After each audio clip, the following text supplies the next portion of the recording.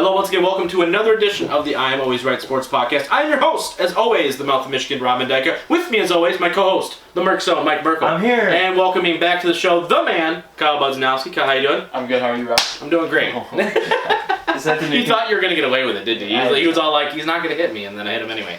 It's good times. It makes me happy. All right, guys, we have so much to go over this week. Episode 36. If you guys haven't noticed already, just by the way, guys, we hit over the 1,000 play mark this week. I didn't even know that. I know, right? It's crazy. Did you know that? No. Okay, exactly. cool. And we have to celebrate that, we have so much big news coming in the next coming week. So please pay attention to our social media pages. Obviously, stay tuned to the show. And if you haven't subscribed to our show, we're available on all streaming services and on YouTube on Mondays and Wednesdays, respectively. So make sure you guys subscribe to that to make sure you never miss an episode. We have so much to go over this week, guys. So we're doing the Big 12 college football preview like we talked about last week, Mike. We've got the NFL 100 rankings and why I think it's a crock of shit. We've also got the Lions training camp and how much we're going to be talking about the previewing this team before we do a roster breakdown in the coming weeks. We've got The Rock. He's retiring. He officially announced his retirement from the Squared Circle. And last but not least, we're going to talk about those disappointing Tiger trades. Sorry for my language. It gets me fired up all the time. I know. Yeah. A crock? Yeah. Shit. It's like a saying. No? Okay. Really? That's fair. No? I thought it makes sense. Okay. Yeah, what a crock, like what a fake kind of thing. No? Not getting it? Let me know in the comments if you guys agree with me on that saying. Hopefully they're with me. All right, let's jump right into it though, Mike. Big 12 college football preview. This is the first one that Kyle has been a part of here. He just asked if his Oregon was in the Big 12, so it shows how much he pays attention. So that's pretty good stuff. I mean, the Big 12 is one of my favorite conferences, so I don't know why you guys hate it. Yeah, you've definitely got some high-profile programs in this. So let's just go right at it. Yeah, this is the conference. If you're a big fan of like the last 3 Super Bowls that wasn't the Rams one, this is your conference to be in. Right. Because every game's at least 50 to 55. Right. Yeah, they don't know what defense is in this conference. Anyway, so we'll start. I don't know. We'll just start from the beginning, I guess. Yeah, for sure. So Oklahoma's the first team I got here. Last year, obviously 11-1 and lost in the 1-4 match in the college football playoff. Right. They're set at 10.5 this year. So you got Lincoln Riley, set the bar very high. Yep. They produced 2 Heisman Trophy winners last 2 years. Yep, right. 2 number 1 overall picks too. Yep. That's another thing that people. And they also added Jalen Hurts. Yes. From Alabama, and now he's going to be playing in the system. So their toughest non-conference game is UCLA on the road. Maybe not super hard, but still harder than like a whatever other team. They play West Virginia, Iowa State, TCU, Texas Tech at home, and their toughest road game is at Baylor late in the year. Yeah, see, I like Oklahoma. Lincoln Riley is a fantastic offensive coach, right? And I think the fact that they were able to get a graduate transfer like this, and the quarterback play, well, do I think he's as dynamic as Kyler Murray is, or even Baker for that matter? You still have a guy who's athletic, who's got starting experience, right, on big playability at all times, right, and can play at a high level, right? I don't think he's the level of quarterback that Kyler or Baker is, but looking at the rest of this conference, there's no reason why they don't go over that win mark. So you got the over? Yeah, I got the over on that. Kyle? I got the over. Yeah. Oh, jeez, that was tough. I was trying to talk. You okay? You okay? It's okay. No, it's all right. We didn't edit that. You almost died, guys. I almost had. Yeah. You almost had a life-saving emergency there. But I think Jalen Hurts wins the Heisman this year. I think they're going to have 3 years. 3 in a row? 3 in a row? Wow. Really? You got Trevor Lawrence out there. You got Herbert out there. I say Trevor Lawrence. You got Shea Patterson out there. Wait. I say a toss-up between Shea Patterson and Jalen Hurts. Go back to what you just said before that. I'm very confused now. That Trevor Lawrence blows an ACL halfway through the season. Wow. That's my prediction. We're going to have some fist fights, guys, later on today. All right, let's keep going. Okay. So next we got Texas. Last year they were 9-3. Also fought Oklahoma in the championship game, and where they're set at 8.5. Yeah, I would say 9. I'd say probably. I think Tom Herman's doing a pretty nice job over there. The problem with Texas for me is I think that people are going to benefit. I think people say Texas and you think it's Texas. Yeah. You know what I mean? So I think they're going to be right up there with them. I don't think they beat Oklahoma, though. See, here's where their schedule gets tough, though. Yeah. Because when you say, I'll probably take the over. Yeah. So week 2, they play at LSU. So that's a tough one early. Then they play tough road games, including West Virginia, TCU, Baylor, and Iowa State all on the road. And their toughest matchup is Oklahoma, and they do play them at home. Yeah. So that could be a little advantage there. But with all those road games, I don't know if I would take the over. Yeah, I think it's gonna be tough. I think they're gonna be right there. Yeah. I think that they are slowly but surely making a comeback. Mm-hmm. Texas is, right, because when you think Texas football, you think high quality. You know what I mean? I mean churning out prospects left and right. I think they'll be right there at the end. I'm still going to take the over, but it's going to be a tough one. But I still think that if this team's going to do anything, that has to show progress. The other day, you're winning these games on the road. That's progress. Even if the win total doesn't say, okay, we got to 10 wins, but if you went on the road and you can beat some of these guys like TCU and Iowa State. And even LSU, for that matter, you're making progress. Yeah. You know what I mean? At the long term. I agree, Kyle. I say I'm gonna go with the under. I'm gonna say the 8-game mark. Okay. Because I don't like going into LSU. I would just be scared before I even play. That's a scary place to play. Mm-hmm. Very scary. Plus, have you seen their coach? Oh Ed yeah. Orgeron? He's scary. He sounds like he's been through some. He doesn't even say words. He just makes noises. He sounds like he's fought in Nam. All right, let's go. Nick. But yeah, so I say the 8 wins. Good Lord. I think they get a couple good wins, but they lose to Oklahoma and LSU. All right. West Virginia's next. They were 8-3 last year, and they're under over 6.5. So they have a very easy Division II style non-conference schedule. They have a tough 4-game stretch in the middle. Home against Texas, home against Iowa State, at Oklahoma, at Baylor, and they end the year at Kansas State, at TCU in the last 2. I'm going to say over, but barely, just barely. There's not a lot to this team personally. I don't see them as any sort of threat. They're just going to exist. You know what I mean? They're a Division I program that's there. There's not a lot to say about this team, unfortunately. Do they have Will Grier? No, he's gone. Yeah, that's what I'm saying. So you don't have a a guy coming in, but at the same time though, with their non-conference being as weak as it is, and you're giving that quarterback like 3 weeks. Exactly, to really set his feet, and the over is what 6.5. Yeah. Right. So I mean, you 7 think games. 7 games? I think they could get. I mean, that's a lot of things. Like we talked about with the Big Ten, like Indiana's got 4 games right off the bat that are all chump change, right? Yeah. So in their over under 6, unless they go over in the Big Ten. Then, like, how do you not hit that mark at some point? Especially when you play, like, if Rutgers is on your roster, that's 5. You know what I mean? So, I'll say over, but it's an uninspiring over. I'll just give him the 6. I'll still go under. Damn. Okay. I was just going to go under on everyone. I know, right? That's okay. Iowa State's next. They were 8-4 last year, and their under over set at 7.5. They play week 2 home against Iowa as a tougher non-conference game. Early 4-game stretch at Baylor, home against TCU, at West Virginia, at Texas Tech. And then they have a hard back-to-back near the end of the season at Oklahoma, home against Texas. I'm gonna say under. That's a tough schedule. That's a ringer of a schedule. I like Iowa State a lot. I like what they're doing. That program is really headed in the right direction to get a young coach who was even, I think, interviewed at one point for a couple of NFL head coaching jobs. They're on the right track, like I said, but that schedule is brutal. It's absolutely brutal.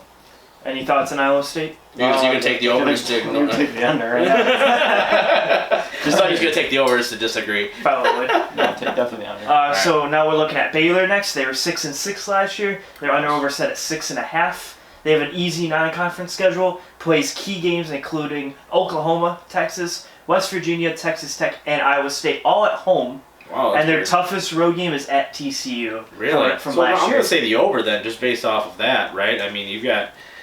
That's weird that they're all at home. They sneak one, right? Yeah. Texas Tech against, something like that. I looked at their schedule and went, they by far, I feel like, have like the easier schedule. They're the most set up, but yeah. I feel like too they're not a very complete. This isn't a Baylor team where I go, wow, that's like the one where RG3 was yeah, right. there, Where I'm just like, wow, this is like they got players. You know what I mean? Because I'm gonna say the over just based off of the fact that you have so many home games. Like, how do you tank it that bad? Yeah. Baylor thoughts? It's Baylor. I don't really know who's on their team. I'm gonna go under. Good Lord. Perfect. That's the great content that people subscribe to every single week. You know that, right? I gotta sell this show. You know that, right? Like, I gotta sell it to these people. Hey, you know who gets what gets the views? The belt. You know people, they see me with Listen, the belt. Yeah, I get it. They see you hold the belt for 12 seconds. I might not get it. I get it, bro. A while, but I get it. And that gets the views. That's okay, guys. true. Okay, hey, no arguing during the show. You're right. Sorry, Mike. Continue. So next we're gonna look at TCU. They were 6-6 last year. Under over set at 2.5 or 6.5. Oh my god, that was fantastic. I'm like 2. I was like, oh, I'm like, did they lose everybody? Nope, That's 6.5. The only thing is because I plays week 2 at Purdue. Yeah. So I was looking at week 2. That's awesome. So it's set at 6.5. As I said, they play week 2 at Purdue. So give or take a Big Ten team. Right. Their road games are Kansas State, Oklahoma State, Texas Tech, and Oklahoma. Tougher road schedule. Yeah. But they get Baylor, Texas, and West Virginia at home. Yeah. It's kind of a give or take. That's a schedule. tough. TCU is a weird team for me because TCU even last year going into the season, right, was a ranked squad, right? I think they played Ohio State early in the year last year. Yeah. They completely blew that game, obviously. But point being is that there's talent on this roster. It just never seems to kind of come to fruition. 6-6 was a huge step back for that program last year. So with that being said, I think it's going to be the over. I don't know by how much, right? I don't think anybody in this conference really beats Oklahoma unless Oklahoma beats themselves. I'm going to be honest, right? Sure. But with that being said, I think that this is a year where TCU either needs to they need to make a little bit of a run there where it needs to, you're too stagnant at the moment. Like TCU is a team where you go, theoretically they should be really good, but they're not for whatever reason. Your conference doesn't lend itself to being 6-6, so I'm going to say over. Okay. Kyle? I'm actually going to take the over this time. Yeah. Oh, you're going to go with Rob. Go with Rob. Yeah, there we go. You can ask Kyle next time. Last year, obviously, the not so hot season, they thought there was going to be almost kind of like a Michigan State where you think you're going to have this hot season, then you kind of regress. That's a great comparison. Yeah. So I think this is that was gonna show them, okay, we didn't do as well as we wanted to. Now it's their season to ramp it up and show, okay, we're gonna be a force. Even if we can't beat Oklahoma, we're gonna be a force in this Big 12 conference. That's true. That's not bad. That's honestly, if you're TCU, your goal is upper bowl game at that point. You know what I mean? As long as it's not like the Idaho Potato Bowl, you're happy. So it's my favorite bowl. So next we'll go Oklahoma State. Yeah. Last year they were 6-6. The mullet, Mike Gundy, I love it. If you see a pattern here, there's a lot of 6-6 here. Yeah, it's because they're all the same. That's the thing. They're all the same team, guys. I don't know if you guys are noticing this or not. We just keep saying over under. Doesn't matter. They're all going to be 6-6. Their under over set at 7.5. Yeah, all right. So they have an easy non-conference schedule, like some of the other teams we got here. They play great conference teams, including Oklahoma, TCU, and Baylor at home this year. Their tough road games are Texas Tech, and Iowa State. Kyle, what do you have on this one? Okay, so this is, I kind of have a little surprise. Neither of you know this. Yeah. I'm gonna go with the over. I'm gonna say a 10-win season. For Oklahoma State? Yes. Listen, okay, you don't even know this, but they don't even have defensive players on their roster. Listen, right? They use wide receivers on defense. That's how they can get so many interceptions. But hey, about 2 days ago, I actually applied to go to college at Oklahoma State University. Are you bored on weekends? You just apply everywhere? I applied. You're at UCF, you're at Oklahoma State, you're at OU, and here in Michigan, Oregon. Yeah. So, I'm waiting to get accepted at Oklahoma State University, and if that's where I go, then go Cowboys. There you go. I'm gonna say the under. I guess I don't know. They don't play defense, dude. Like every year that goes in, it's like wow, Oklahoma State's offense amazing, and then they don't do anything. Wait, are you going to play football at Oklahoma State? Or are you gonna go play defense for them? Because I could. You probably could. They're taking applications right now. I'm calling their defense. I just use Madden's playbook. So next we have Texas Tech. I do like your mullet though, Mike Gundy. Big mullet guy. Big mullet guy. Texas Tech was 5-7 last year. Gross. They have an under over at 5.5. They have their easy non-conference schedule, like 8 out of the 10 teams doing this. They play tough road games against Oklahoma, Baylor, and Texas. They got their home games against Iowa State and TCU of big purpose. They play Oklahoma and Texas on the road. Yes. Okay, yeah. So what's it, 6.5? I'm gonna 5.5. I'm gonna say over. Here's for the only reason why I'm gonna say over though. Cliff Kingsbury's not there. I just think it's going to be hilarious to see the team that he couldn't do anything with, right, go above that, but what their record was last year, and now he's head coach in the NFL. It's it's amazing to me. I think it's just weird. Kyle, Texas Tech? 5.5? They don't have a Baker or a Patty Mahomes anymore, so I'm gonna go with the under. I'm gonna say 3 wins this year. Because who do they have? They don't even have a coach anymore. Yeah, he's coaching Arizona. They're going to go 3-13, I'm sure. It's going to be great. Yeah. Whatever. One of those wins. Never mind, I can't say it. So next we're gonna go Kansas State. Good lord. Okay. Anyway, Kansas State's next. So they were 5-7 last year also, and their under over set 6.5. So week 3 they go on the road against Mississippi State from the SEC. They got 3 straight home games. against Baylor, TCU, and Oklahoma in a row in the middle of their season. They play tough road games against Texas and Texas Tech, and their final game of the season is home against Iowa State. What's their over again? What's their over? 6.5. 6.5. I think they get to 7 wins. For whatever reason, TCU is a team that's just stuck at 7-5.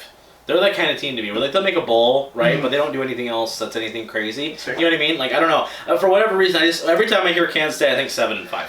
That's why same kind you know of what I mean? texture. Like maybe they get like an upset win where it's like, hey, Kansas State's ranked and they're like 24th in the country, kind of at all times, right? But they never do anything else. You know what I mean? So Kyle, Kansas State thoughts? Yeah.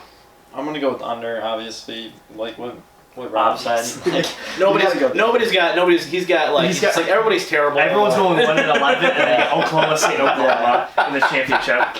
That'd be a good championship game. Yeah, Oklahoma would steamroll them, but it's fine. Continue. All right, and the final team we have here is Kansas, who I'm not even going to lie to you. Les Miles is there. Unlike Kyle, I thought Kansas was in the SEC for a little bit. Yeah. So that's how I love this conference. Listen, Les Miles is there now. Okay, national championship winning coach from LSU. I think you might favor this because they were 3-9 last year. Yeah. Their under over's 3.5. Yeah. So they play an easy non-conference schedule. They're tough 4-game stretch in the middle of the season at TCU, at home against Oklahoma, at Texas, home against Texas Tech. And their final game of the season is home against Baylor. Yeah. That could be like their statement win, theoretically. Like if I could say that, I think they could possibly get to 4 wins. That's probably my max. So let's not. I was kind of being sarcastic about Les Miles. I don't think he's a good coach at all. Let me be clear about that. He won a national championship with somebody else's team. But with that being said, I will say that he is a good recruiter. LSU always was a good recruiter, even when he was there. Right, that hasn't changed. But I think that if he's able to get better talent into Kansas, right? Just overall, if he can sell a couple of poor kids on coming to Kansas rather than going to Kansas State or to Texas Tech or anything else in this conference, I think that they get a couple more wins just strictly off the fact that he's not the worst coach ever and he's the only coach who was willing to go there, you know what I mean? So I think that you're going to see an upswing with the program. That upswing, though, in Kansas terms is going to be awesome. As far as the rest of us go, 2 wins to 4 wins or whatever, 3 wins to 4 wins, that's nothing. But you have a sense of hope, I think, in that program going forward with Les Miles as your coach. So you have I'm going to take the over, but just barely. I think they get to 4 wins. I think Baylor's their upset game that leads them. Like, remember we beat Baylor last year? That's the potential where we could be. Kyle? Under. Under 3.5. Under 3.5. Okay. I'm saying so. They're the Rutgers of this. They're the Rutgers of this division. Okay, Rob. So give me your Big 12 championship game. Lord. Out of the teams we just talked about, I'm going to ask you next. Yeah, I think that. Do they have like the divisions? No, they just had the 12, right? That's what I thought. I'm going to say it's going to be Texas Oklahoma. I think that's the marquee matchup. I think that unless Texas completely tanks it, right? I think Oklahoma, you might as well just put them in there now. I don't care Oklahoma winning. Oklahoma's going to win the whole thing. Yeah, I think that they don't have a big drop off on the quarterback play. I think Lincoln Riley is a offensive mastermind. I think that I think he's one of the few coaches in that conference where he goes, I know we can't stop anybody, but I know for a fact I can put 60 up. Yeah. So and that's the mindset that you have to have in this conference. Now it doesn't help them national championship wise, but as far as this goes, I know I have to put 60 up, so I'm going to put as much brain power as I can to putting 60 up, knowing I'm letting up 55. Okay. Rob has Oklahoma. Kyle, what's your Big 12 national championship game? Oh, same thing. Oklahoma and Texas is. I mean, other than that, there's probably. Wait, where the hell's Oklahoma State then? I thought they had 10 wins. It's gonna be a close one, but in reality, like unless they have me back there, like picking balls off. Like next year, when I'll be a freshman, I'll probably be starting safety, free safety preferably. Okay. If there's any scouts out there. You'll be the flag stick that they park the ball with. Look at you. If I'm on the field, that'd be cool. No, Oklahoma and Texas. I could see a close game where it's like 55-55, but I probably would see Oklahoma. Like I think Texas pushes them. Don't get me wrong, but I just think Lincoln Riley's a better coach at the end of the day, and I just think they have better players. Right. I mean, what do you got? I have Oklahoma winning it against Texas. I mean, it's hard. It's hard. Like you said, all these teams, I think Vegas. I want to say Iowa State has a good chance also because I always like what they do. That schedule though is rough. Yeah, that's a rough schedule. Since Kyle was here the first 2 weeks. Yeah. First question: does Oklahoma make the Final Four this year? Since we have been winning the Big 12. Yes. You think Oklahoma makes it? Or you think Oklahoma makes it? I don't know. I'm going to say Yash. no. I'm going to say no, and here's why. I think that Oklahoma's a bad loss during the year at some point. I don't think they go undefeated. Okay. And with this conference being as weak as I think it's going to be after probably them in Texas, if they have a conference loss at any point in time during that year, that looks terrible. So, and I think the Big Ten is stronger. I think the ACC is stronger. I think the SEC is stronger. I think that some of those teams are going to dominate outright. Like Clemson, when we do ACC next week or whenever, Yeah. I think Clemson's just going to outright dominate through the entire schedule. So I think that them being undefeated rather than Oklahoma having one loss, I think its second SEC team has a better chance of getting in than they do winning the conference championship. Kyle, do you think Oklahoma makes it? I think Oklahoma makes it. Do you think anyone from the Big Ten or Pac-12, since you weren't here for those, make it also? I say it's going to be a toss-up. Either it's going to be you're going to have Alabama, Clemson, you're going to have Oklahoma, and then I say whoever, Ohio State or Michigan, whoever wins that battle makes it to the Final Four. So yeah, I don't think the Pac-12 either is strong. That's the thing. I don't think people understand the importance. I think truly of having a strong conference. Yeah. Like that's why Georgia made it. Right? It was because we lost to Bama, we lost here, we had 2 losses, but the 2 teams we lost to, right? They're good quality programs, right? Mm-hmm. So I think that people need to understand that just because you go undefeated or 11-1 or whatever in a crappy Pac-12 conference, the fact that you lost a game at all is a bit ridiculous. Yeah. You know what I mean? Like the Big Ten, same thing. Like, for as much crap as I give Michigan or Ohio State or whoever else like that, if Michigan comes out of the Big Ten and they win it, they'll have earned the right to be Big Ten champions. That schedule that they go through Ohio State, Penn State, Wisconsin, Michigan State, whoever they're going through, that's a tough gauntlet of teams. Mm-hmm. You know what I mean? Okay. So I don't think they get there. You don't think I don't think they get there this year, especially because they were outmatched last year, big time. They had the quote-unquote number 1 prospect in football, and they were down 28-0 like that. Yeah. You know what I mean? So whatever. Okay. It is what it is. You got them in there or no?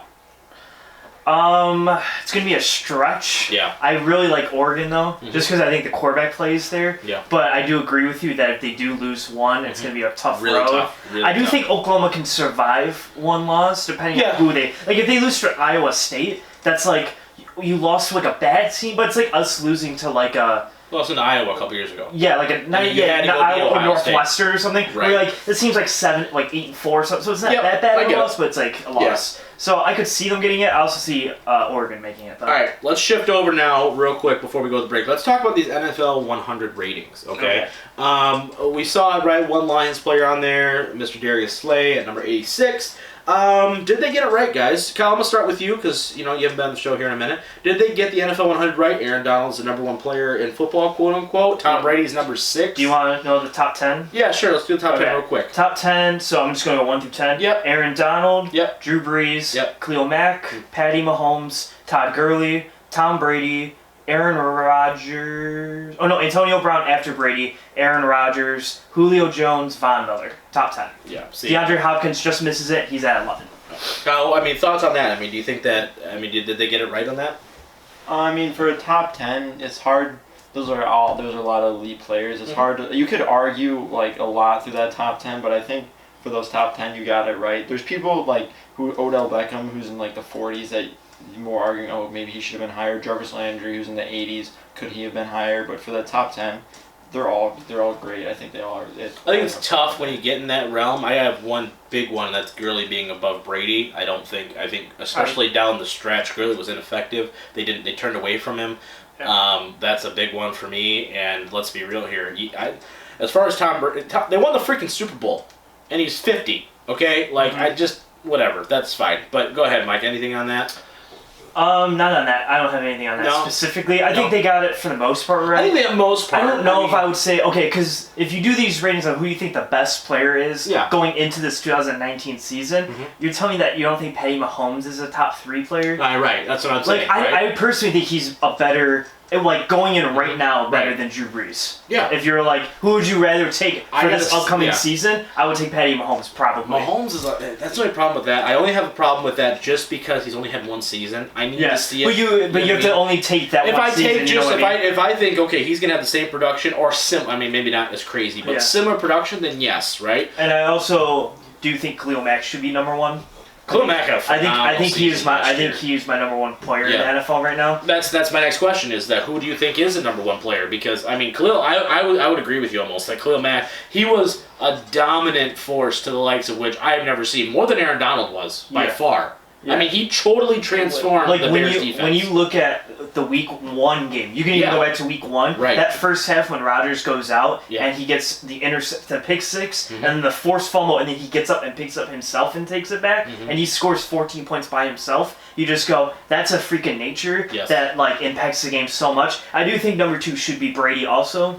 I would probably have like a Khalil Mack, Patty Mahomes, Brady, or maybe Brady at 2 and Patty Mahomes at 3. Right. Just because their game in the AFC Championship game showed how great both of them were. No and doubt. Brady, that last stride Brady had was just like, he's. I'm in the total best. agreement with you right now. Like, I didn't think we would be like as on the same page as we are, but I'm I totally have agreeing more with you. disagreements later. Yeah. But that's how I. Yeah, but I mean, at that point, it's it is what it is. Kyle, same question. Do you think who do you think is quote unquote the best player in the league right now? Who should be number 1 on your list? Like, if you have a fantasy draft, right, And you're picking number 1. and you're picking number 1, who's your number 1 guy that you think, okay, I can build my franchise around this guy? Or just this upcoming year, you don't have to build a franchise. Yeah, Because like realistically, true. Tom Brady, you don't want to build a franchise on now. He's fine. I don't know. Sign an extension. 2 more years. Anyway. Yeah. Anyway. But I would probably say Khalil Mack. Going off what Michael said, like I'd say Aaron, like if you like stack them up, like him and Aaron Donald. Aaron Donald is probably like the bigger guy, the stronger guy. But how Khalil Mack like affects this team, the defense, and how the game is played. Right. I feel like that's much makes him much of a greater player. Yeah. I would have like a top 3. I'd have Khalil Mack, probably Patty Mahomes, Aaron Donald, and then I'd put like a Brady in the rest as you go on. But if that'd be a top 3, that's probably where I put those 3. That's not a bad take, honestly. I think it was close, right? I think that you're gonna see, I think some players got pushed up certain spots just because of name value, not so much because like you look at it and you go like a Todd Gurley, right? Even a Von Miller last year. I think Von Miller was very low key on his production. Yeah. You know what I mean? I mean, Denver was not a good football team last year, clearly. You know what I mean? So some of that kind of, what do you got? Let me throw you one name. Yeah, Do you know where Philip Rivers landed? 25. 17. That's How too does high. that feel? That's too high. I think that's a little high. That's too high. I think Andrew Luck landed at 20. I think Andrew Luck is better. And look at a better year. You turn the whole. But that's the thing, though, right? Is that you're like, okay, well, what have I seen? What have I not? You know what I mean? Yeah. So it's a tough, nonetheless. All right. After the break, we've got Lions training camp preview. We've got The Rock. He's officially retired, and we got Detroit Tiger trades. All that and more coming up after the break. Stick around. Hey guys, this is the Mouth of Michigan, Rob Mendyka from the I'm Always Right Sports Podcast. Just reminding you that we are live every single Monday at 7 in the morning on your favorite streaming services. All 5 major sports: football, basketball, baseball, hockey, and professional wrestling. I'm Always Right Sports Podcast every Monday, 7 a.m. See you there. All right, welcome back to part 2 of episode 36. We're going to jump into some Lions training camp action. Real quick, though, I forgot to ask in part 1, what is it going to take for some more Lions players to get on this top NFL 100? Just real quick. Because, like, Slay's up there. Slay had a down year last year, so I'm kind of surprised. I get it, he made the Pro Bowl. But, I mean, what's it going to take to see, like, a Snacks, Stafford, Kenny G? I did think a couple guys I think missed it were Kenny Galladay and Snacks in the totality. I think they had very great, actually great seasons. Right. So I'm shocked that they didn't make the list anywhere. Yeah. When you look at like specifically, the top, like the 5 that are out, like an Eric Weddle or Derrick Henry, I can make arguments. Carson Wentz was like hurt, so I can like make arguments. I'm like some of these guys. I'm like I think Snacks had more production at his position. Oh yeah, more totally transformed the defense. Yeah, totally like the defense transformed the defense. changed. Like if he went to New England, do you think he'd be on the list? He played the Vince Wilfork role. I don't think so. No? I think he is noticed more there, though, so there's a chance. That's what I'm saying. Like, just different, bigger but market, I don't better think team. so. No? I think he's just off Okay, the list no just matter a what. thought. All right, training camp, right? Lions have been in it now for a couple weeks. They had their first preseason game here in a couple days against the New England Patriots. New England's coming to town. By the way, I will be at training camp on Monday, so if you guys are listening to this in the morning on your drive in, I'll be there, so say hi if you see me. But thoughts just so far, guys, on what we've heard out of training camp, right? A couple big points. The defense looks good. The offense, you've been seeing a lot of tight end stuff. Hockenson looks like the real deal. We hope, at least, right? Yeah. Just coming out of camp. The secondary really hasn't fully shuffled its way out yet. Tabor's up and down. Awarie's up and down. Melvin's probably the number 2 right now. Slay's been kind of working his way in. Mike Daniels is working his way in. Lots of different moving pieces here. What are you guys' just overall thoughts on what you're hearing about the team so far? As anything concerning to you, or what are you guys excited about? I was gonna let Kyle go first, but I don't know if are you even ready? He's all on his own. He's all on his own world. He's all on his own world, dude. He's looking at pictures of Shea Patterson. Yeah, I don't know what he's I'll let you go. Okay. Like I said though, I have to wait till this first preseason game to really, because I can go out there and say, oh my god, they look amazing. TJ looks so good against Aquara, but then you're going up against JJ Watt. What's he gonna do? Like it's one of those things where like. I have to see it to believe it almost. For sure. But I mean, everything that comes out is all positive. I just read that they said Marvin Jones looks ready to go and he looks better than ever. So that's always a good sign. That's really big. The defense looks really good. So all around, I mean, they're making it look like Stafford. Just the pictures of what Stafford looks like compared to last year. He looks like he got in good shape. Phenomenal. Looks like he's all rested and healthy. The best shape I've seen him. Like not even an exaggeration. The best physical shape I've seen him in. I think in his career. Yes. I think he looks phenomenal this year. So I mean, all of that put together, hopefully. And we'll definitely talk about in the first 2 or 3 preseason games. Yeah, to evaluate. Especially game 3. Yeah, we're going to do a full roster breakdown here. That may be the whole first half of the show, just going full on who we think makes the team. I think that would be a good one. If you want to expect it, probably after the 3rd one, because that's when they exactly. Yeah, once we kind of get a formation, some cuts happen, and all that good stuff. So stay tuned for that, obviously. But yeah, that's all. I mean, yeah, Kyle, what do you see? Anything on your Twitter feeds? Anything you've been following? Prior to Troy does a great job. A website by SB Nation of really doing a good breakdown. NFL Network's been there and stuff like that. There's been a lot of talk about Hockenson, especially, and anything in particular that you've kind of stood out where you're like, yes, I like hearing that, or okay, this may be something to watch as we go into preseason. Yeah, I've been reading stuff. I haven't been paying too close of attention. I've liked some of the signings they've had with a couple free agents like Mike Daniels, but in specific, I really like seeing the cornerback out of Penn State, Amani Awarrie.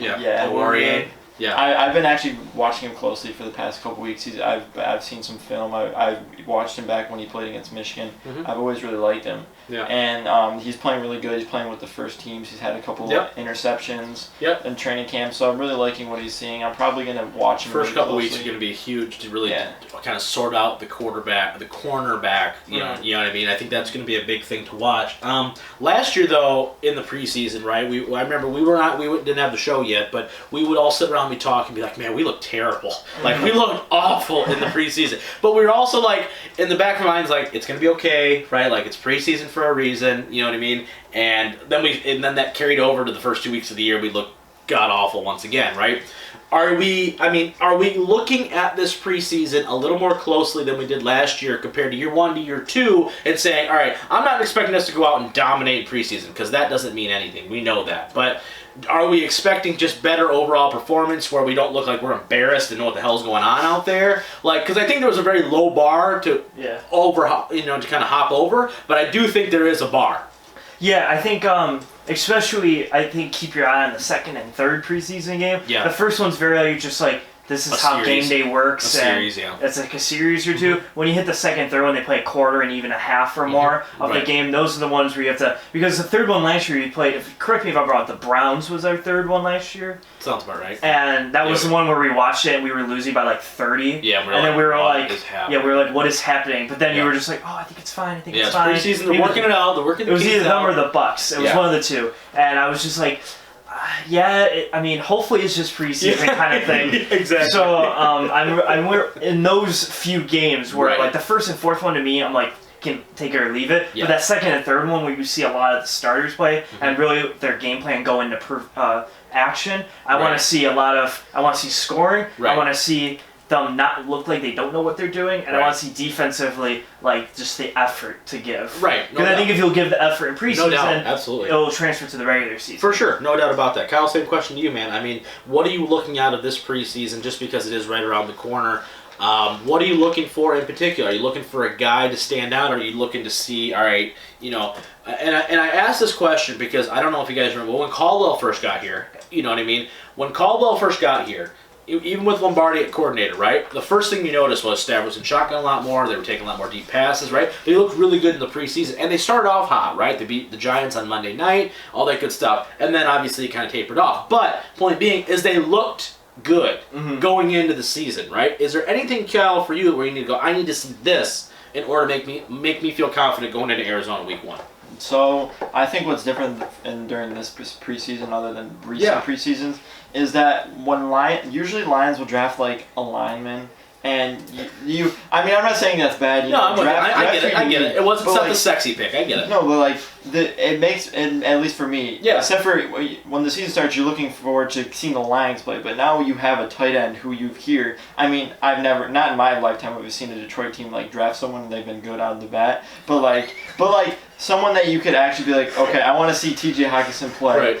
The whole season, I wanted to see him ball out, and I feel like that's some good hope for us Lions fans. I think we maybe Sue need. was like rookie of the year, wasn't he? Was he like rookie of the year? Was he? I think he led the league in sacks. I don't think Kyle really cared about them way back when. Yeah, I know, right? But I think then he was he like started, 6 at the time. stepping on people's net throats. Wait, that was the best game of the year, though. Yeah. He was like, no, get out of here. I'm with you though. But right? at least it gives us some sort of hope. Like, No, for sure. Maybe we have Yeah. something until we get our. That's something nice to have for like Here's the both these NBA. ones. If we could draft someone good, and it's just like someone that He just comes like he's like a Camara, Yeah. right, or something like that. Where like he just plays his first year and he's awesome, and you're just like, oh, this is this is amazing. Like we have somebody who's like contributing. I watched Moneyball the other day, and they Yeah. were talking about like having guys for the first half of the season to bring people in. Yes. And then at that time, hopefully you can get good enough to where people just want to stay and watch you. That's Right. kind of what I feel like Hockenson brings. Is like, and even Tavai, because you don't really know what you're getting with him. I've heard You're a lot like of good things those come out of first camp 2 or from him, 3 too. days, those first 2 or 3 home games, people are just gonna go to be like, how's Hockenson look? How's Tavai look? Right. And yeah. then how if are we're the rookies and how do the free agents look? yeah, and how if does the we're, quarterback? and at that point, if you're 4-2 and you're like, wow, like there's sight in the season, Yeah, right. then people are gonna go more and Jump more. on the wagon for Yeah. sure. Are you guys more excited for this season than others? Mike, we've been Yeah. talking about this before, and you've kind of been like, you're like, I don't know what's going on with me, kind of thing. Like, Yeah, no, it's weird. Like the last like 3 years, yeah, I think I've just been like, oh, the Lions are gonna come on. right. But like this year, I'm actually gonna watch preseason games. Yeah, me too. Right. Like, I'm actually, like- I don't know why I'm saying I'm always excited. But I'm actually gonna like sit down. I'm like, wow, like I'm excited. Like I mean, they'll be on. Like I've obviously, if you're watching the YouTube, I have 2 TVs in here. Yeah. One of them usually has a Some football sort of game, football game and on, the other right. one I'm just doing whatever on.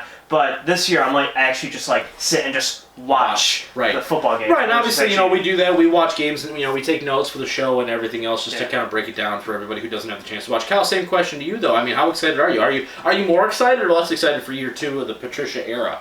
I don't know if it's just an age thing because it's happened with like Michigan football for me too, but like I watched like spring practice in Michigan and I was like, what am I doing? So I definitely am more invested than you're getting old. Yeah, yeah. So I feel like that's what I'm saying. It's like probably like an age he's a thing. cowboy now, so. I'm a cowboy. I'll still watch the Not Lions. a over Dallas Oklahoma Cowboy. State. There you go, right? Yeah. Not that kind of cowboy. Not yeah, no. Attaboy. Yeah, But, yeah. I get it. No, for sure, and I think that's something that does come with age too, and you kind of understand what's going on. You kind of understand a little bit schematically, like, okay, here's what they used to do. Here's what we should, kind of see. I think Madden, helps that a little bit too. We're all big Madden players, so you kind of see, okay, here's what they're running, here's what they do, here's what, and I think you get a little more in depth into it. I think you get more excited too because I think it comes out a month before the season starts. Right, it just gets you ready to go. Like you Yes. start playing, you go, oh my god, I No can't wait doubt. for this stuff to happen in real life Absolutely. now. I think that's the big trigger there. For sure. All right, let's shift away now. Favorites. We'll continue to monitor the situation. If they look like total garbage next week against the Patriots, we'll probably go ahead and we'll take a look at it and see what the hell happened. But let's talk about Dwayne "The Rock" Johnson for a second here. And the only reason why we're talking about him specifically is he announced his retirement officially from, I guess, WWE. He's never really wrestled anywhere else. So, from pro wrestling, I guess, right? He kind of did it subtly. He kind of just mentioned, yeah, by the way, I'm kind of done. Do you, Mike, this is more a question for you. Kyle, you can chime in if you have something here. But is there a match that you wish we could have, like one more match against anybody on the roster, right? Or one thing you could have built to, not Cena 3, obviously, but like Dang it. something to where you could have went, wow, like I really wish we could have seen that right before he left. Like one really good match. Rock Cena was my favorite once in a lifetime moment. Stop it. So we don't have enough time in the day to explain how stupid that was. We do not have that kind of time. Our viewers do not have that kind of time. To And if you listen don't to- know what I'm talking about, you don't need to know what I'm talking about. No. Just skip past this whole Yeah, segment. honestly. Jeez. No. Is there one match? Like, with one guy, you know, like I'm not gonna say even in AEW. I don't want to talk about dream match. I'm talking about the current roster. Like, you know, would you like wanted to see him against Rollins or McIntyre or Reigns even? You know what I mean? Or have him beat up 75-year-old Vince McMahon one last time. Whatever you want to see. I will say, I think after his match at 29, Yeah. I said, I think I'm good. Yeah. And I kind of stick to that. Yeah. I don't think there's anybody. Obviously, if he went against literally anybody on the roster, it would be a great match, like Rollins or whatever. But at the end of the day, I think I'm okay with not seeing another one. And yeah, it's about that time. Yeah, you think so? Yeah, I'm kind of in agreement with you. I think it's kind of beat. I think the Roman thing would have been kind of cool, just to like really let Roman like get the last kind of thing, just to really just do whatever he could to kind of last second. I do think if Roman was more, and we've talked about the when they should have pushed Roman kind of agenda. If they pushed him at the right time, and this was like 3 or 4 years ago, I would have think that match would have been a great main event WrestleMania type match kind of thing. Would have put him like if he was world champion or whatever, and then it was him versus Rock for the world championship or something. That would have been a great the true passing of the torch to Reigns. Right. But since you're not going to get that, I don't know if there's a match that would go. Yep, you need to go out and versus this guy. I think you're good. For sure. Yeah. I mean, Kyle, you're a Rock fan, right? You've watched his movies. You watched his movies, right? Did you ever want to see The Rock really again in the wrestling ring? You kind of done just let him do his crappy action movies. I mean, when every other movie that comes out seems to have The Rock in it, you kind of like. He films like 4 at once. Yeah, I know, it's crazy, but I mean, like. And eats all the pancakes in the world. You ever seen his cheat meals? Aren't they crazy? Can I throw a spoiler from Hobbs and Shaw real quick? Yeah, I don't care. Spoiler alert. Spoiler alert. Happens in the movie. It's not that big. So in the beginning, he like goes to this place with his daughter, and they order pancakes. And they give him like 3 pancakes. He goes, no, that's for her. And then they bring out a stack of like 30 pancakes and lay in front of him. And he goes, that's mine. There you go. That's awesome. So that's just funny. I thought it was awesome. That's fantastic. Anyway, go back to yeah. So I mean, I never was. When Rock was really a thing, that's when me and Michael would watch it when I was young. But I really never understood what was going on. I was like 8. Yeah, I get it. No, I mean, he was the first guy really to transcend going from professional wrestling to the Hollywood world, right? Yes. Like he's the first one to successfully do it. Stone Cold makes movies every other week, and they're on Netflix, and they're all terrible, and they're all the same movie. The Rock is the first true major movie star. Favorite match with The Rock in it, Mike? Favorite match ever. If you can name one, what is it and why? Because I got one. I don't know. I mean, Kyle's over here looking at a whole bunch of DVDs we got on the side. He's trying to find one. Yeah, I'm going to avoid it. It's okay. You can skip this question. Those are all like 2009, so I wasn't even here. So go ahead. So, I mean, you got one from any era. I mean, it could be... you can go all the way back to the time he was in Smoky Mountain Wrestling as Flex Kavana, if you wanted to. You go first. I want to pick. I think Rock Hogan, WrestleMania 18. It's one of the greatest matches of all time. Not technically, but from a strictly the crowd, the fact that it wasn't the main event, which it definitely should have been. The fact that it was such a great match and did so many things. I can look back at matches that he had with Mick Foley, were phenomenal in 1999. You look at the match he had with Triple H in 2000, phenomenal. All 3 matches. I mean, the WrestleMania 17 match with Austin. That's what I was pushing. Was phenomenal. But I'm going to say Rock Hogan WrestleMania 18 was the best match. Now I have 2. Yeah. I didn't think about the first one you said. Yeah. So I'm going to go Rock Austin at 17 is probably my number 1. But a close number 2 was... Correct me if I'm wrong, because you'll know. Yeah. Rumble 99, Mankind Rock. The one where he handcuffs him and like hits him in the chair, with the chair like 17 times in the head. That was 99 Rumble, right? Was that 2000? No, Rumble 90. I think Rock won the Rumble in 99. Did he? Yeah. So was it like 98? Yeah, it might have been 98. I don't know the exact. Yeah, I think it was. I don't know the exact date of the match, but you know what I'm talking about. Yeah, I know exactly what you're talking about. That match where he like. Yeah, it's on Beyond the Mat if you've never seen that. Yeah, he handcuffs Mick Foley and just hits him in the chair like 120 times with the steel chair to the head. Yeah, full on incorporation. Yeah, that both of those I would say is like 1A. Yeah, I think that was 98 because I think that was right around the time he turned heel with the corporation and everything. That was in 98 because they did the redo of the Montreal Screwjob. Gotcha. Okay, yeah. So yeah, I'll say that's a phenomenal match as well for a lot of different reasons, right? The emotion and everything else. What's Rock's legacy? I mean, is he on your Mount Rushmore of like top 4 or 5 greatest of all time? I mean, you know, there's so many guys, obviously, but what is his legacy? Is he just going to be known as the guy who wrestled, but he became a massive actor? I think he will be remembered as one of the best talkers on the microphone. Mm-hmm. But I think, in totality, I don't think he would be on my Mount Rushmore. Okay. I think he just misses it. that? And I only say that because I think my Mount Rushmore goes like in tiers of like there's like the Hogan era, and then there's like the Bret Hart, Undertaker's kind of there in that kind of an era, and then I think Austin kind of was more over in that era. Oh yeah, definitely. It And was if him you and Austin. if you have someone that's in my mind beating you Right. while you were in your prime, then I can't put you on the Mount Rushmore. Right. So then Oh, yeah. and then I would probably have Cena. Oh, yeah. Also is You in gotta my put top Cena 4, there. Yeah, so I for think sure. those are probably my 4 on the Yeah. Mount Rushmore.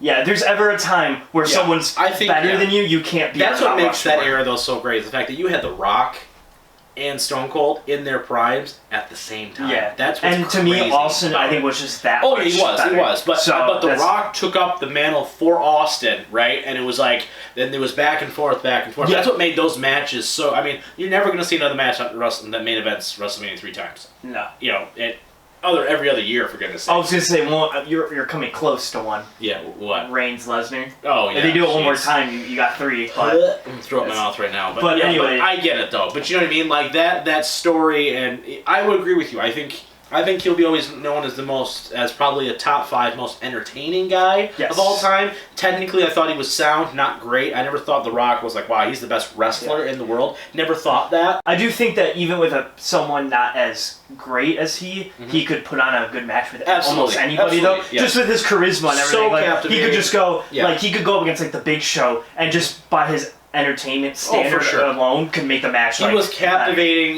He did things that people had never seen before, as far as some of the stuff. The way he was able to get over his story, his trajectory from coming in, 3rd generation guy to the Nation of Domination stuff up until being the biggest good guy and being really the first big good guy to do like at the peak of his popularity flip. Yeah. And go heel, right? Like, even Hogan, he was already on the downturn, and people didn't want to see the red and yellow. That's when he flipped to the NWO. The Rock was like, I'm coming for Austin's spot as the #1 babyface. Nope, never mind, top heel, just that fast. So, he was the first person to really do that. He had so many great moments, so many great feuds. Triple H, Mankind, Hogan, Taker, just... Austin, there were so many, even Cena, we make fun of it, but it was captivating television. That first one. Yeah, the first one was amazing. That first one is probably my top 5 Rock matches. Oh, for sure. I don't know if I can fact that say he number did- 1 or 2. The fact that he did it at the age he did it, I think is, is phenomenal in so What would many be ways. your... I don't know how we're Yeah, going to get for sure. time, but Yeah. Mount Rushmore of like wrestling. Mount Rushmore? Jeez, Yeah. that's so difficult. Who's like your top 4 or 5? The tiering is hard, right? It is. If I'm going based off of just like who influenced me the most as a fan, like just like wow, you know what I mean?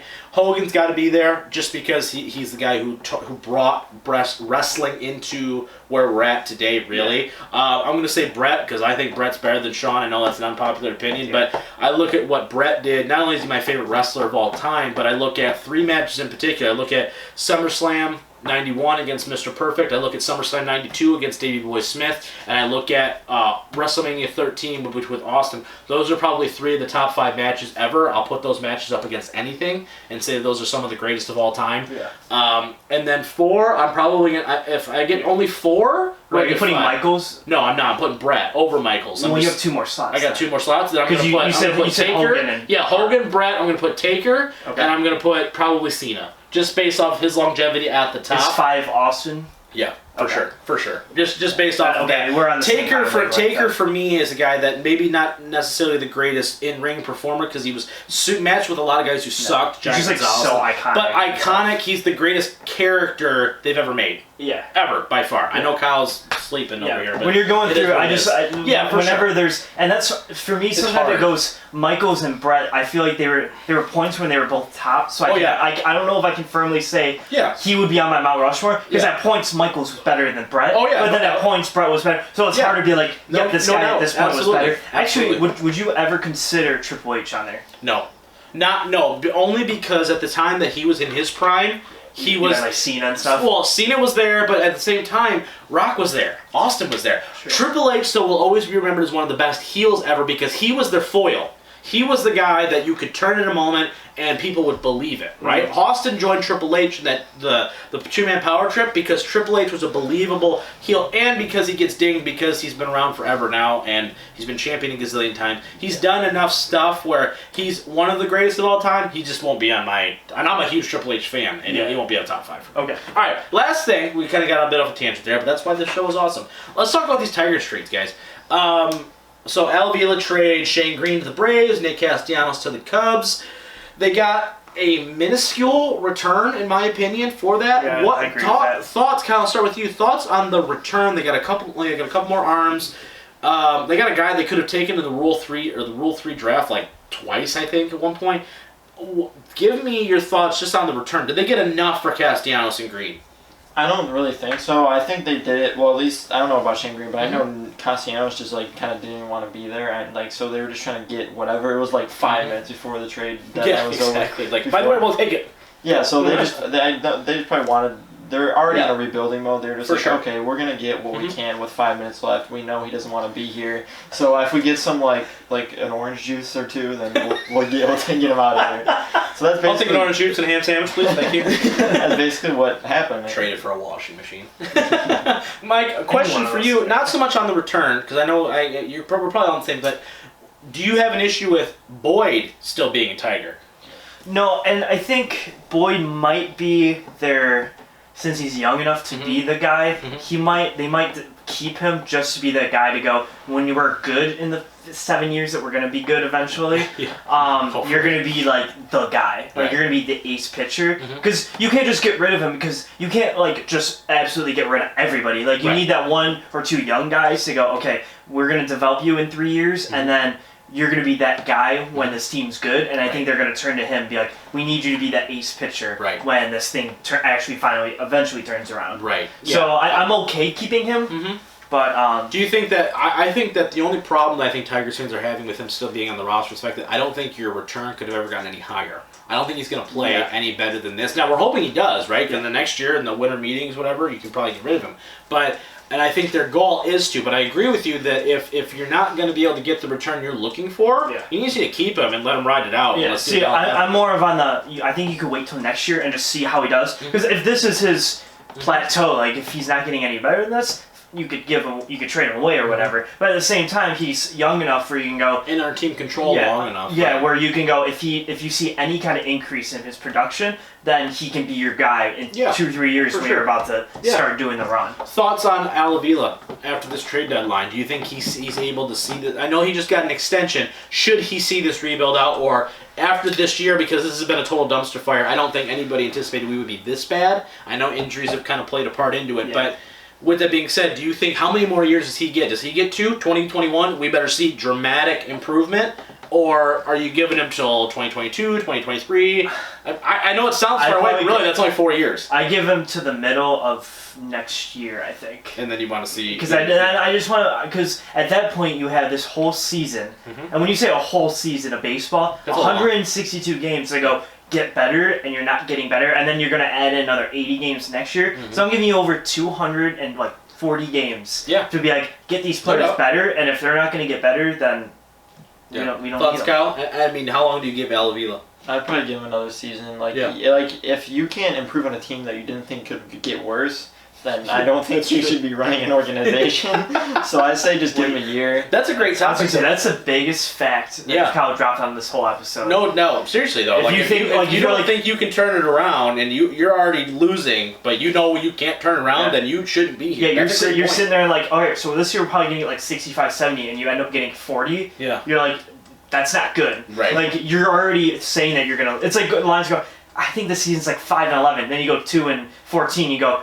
get out. Right. Like, no, that's what's going to happen this year, honestly, right? I think they have this team now where they think we should be able to get 9-7, 9-6, and if we go 3-13, Peds are gonna roll. That's just how it is. No doubt about it, guys. Absolutely. like that. Absolutely. All right, guys. That's gonna be it for episode 36. Once again, we are on Spotify, iTunes, Google Play, all the good streaming services every Monday at 7 a.m. If you're watching this on YouTube, you already know that we drop new episodes every Wednesday. We have so much big news coming for you guys. A total makeover of the I'm Always Right Sports podcast coming your way in a couple weeks. Stay tuned. Watch our Twitter and Facebook pages for updates on that. For the man, for the Merc Zone, I am the Mouth of Michigan, and we will see you guys as always next time.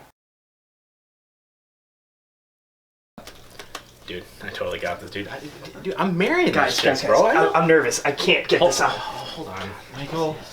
No, I mean, Thank you. God, I'm just nervous. I I really want this. You're the best dressed looking guy. I don't know. I got nothing on. Okay, we got it. We got a little shit. You can't pass that up. I don't know. That's not that You know much. what? You know what? You might be right. You might have it. So you know what? Let him. Go on out there, man. You got it. Let's go. And okay, listen here. You know I want this thing. I want it bad, and I know you want to give it to me. Clearly, I'm the best looking guy here. No questions asked. But anyways, you know, I'll take care of you. So I got a little 1, 2, 3, 4, 5, 6 bucks right there for you. How about that? You're kidding, right? Fine. I didn't want to have to do this, but I got a little something called a fishing license up to a year. How about that? All for you.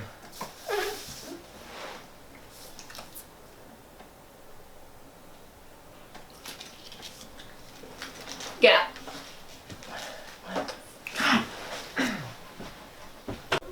I don't know, dude. I'm nervous, dude.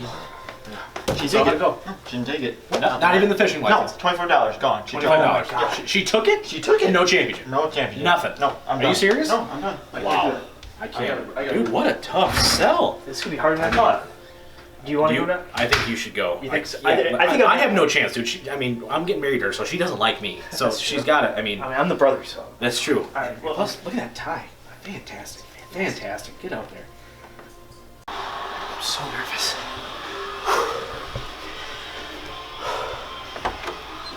hey, it's my turn now. Take a seat, Mike. Thank you. Do you like my tie? I tried to dress up a little bit for this occasion. It looks Rob great. helped a little bit. Is that Dad's? No, it's mine. I've had it.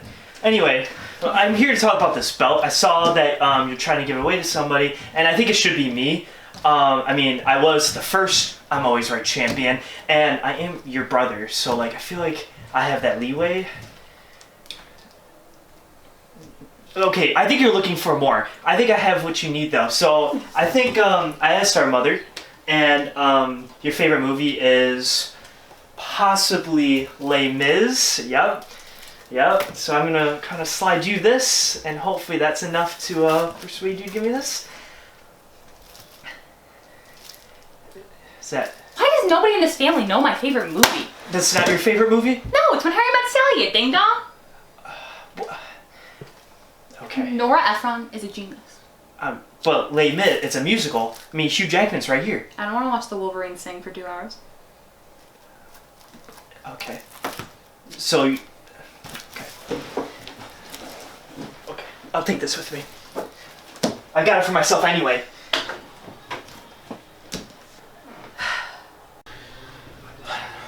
Anything? No. She's a tough cookie to crack, dude. Seriously? Yeah. The tie? The tie. I even tried to give her a favorite movie. Did you know it's When Harry Met Sally? No, no one's favorite movie is Harry. That's what I thought. Really? I gave her Les Mis, and it's not good enough for her. Unbelievable. I'm gonna go get some goldfish. Depressed. Here goes nothing.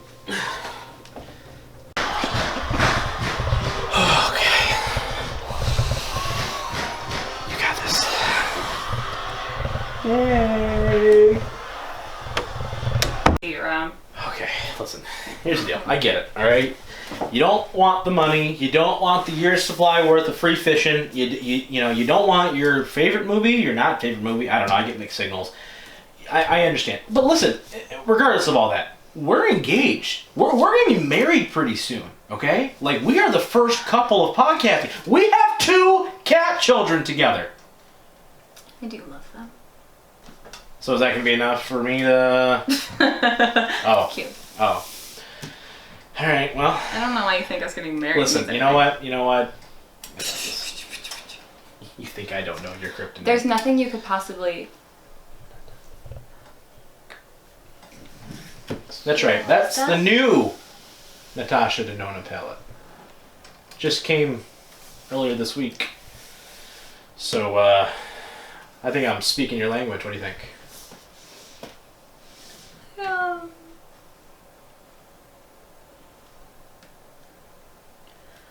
Fine, just take it. Yes, thank you. Love you.